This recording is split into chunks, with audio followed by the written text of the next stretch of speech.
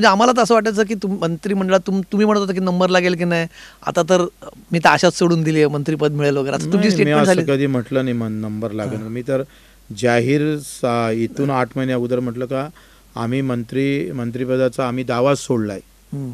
असं म्हणणार आम्ही पहिलेच आहो. हो. दावा सोडला का आशा सोडली होती बच्चू? नाही दावाच सोडला.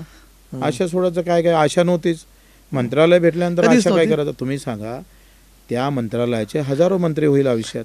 नाही, पण मला एक सांगा, तुमची मला तळमळ माहिती, मी तुमचं काम अनेक वर्ष बघतोय, अपंगांसाठी तुमचं काम आम्ही अनेक वर्ष बघतोय, पण तिथे जर समजा मंत्री, तिथे मंत्रालय बनलं दिव्यांगाचं, तिथे तुमच्यासारखी त्या विषयांची माहिती असणारा माणूस मंत्री झाला असता तर अधिक न्याय देऊ शकला असता. कसं आहे प्रत्येक गोष्ट एकाच वेळेस भेटत नाही. हम्म.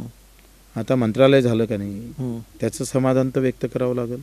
तेव्हा तिथे मंत्री म्हणून बच्चू कडू असते दिव्यांग विभागाचे. तुम्ही जेवण करताना तुम्ही सगळं खाळं तिखट मीठ मांसाहार सगळं शाकाहार सगळं एकाच वेळेस अपेक्षा नाही करत आणि अशी पद्धत पण नाही आहे. आता मंत्रालय भेटलं ना तर उद्या चांगले मंत्री येणारच आहे आणि आम्हीच एकटे चांगले आहोत असं काही आमचा दावा नाही आहे.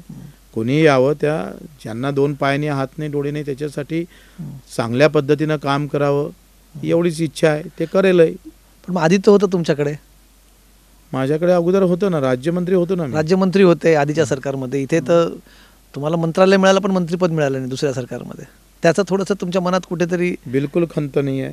काहीच नाही. उलट त्या मंत्रिपदापेक्षाही मंत्रालय भेटलं याचा आनंद आयुष्यभर आणि मेल्यानंतर सुद्धा राहील.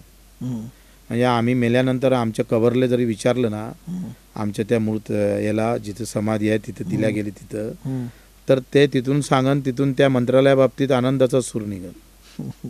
पण खरंच एवढे तुम्ही त्याच्याबद्दल समाधानी आहात, प्रामाणिकपणे सांगा की तुम्हाला वाटतं की बाबा मंत्रीपद पण काम केलं असतं मंत्री आता काय करून सांगावं म्हणजे तुम्हाला पटन.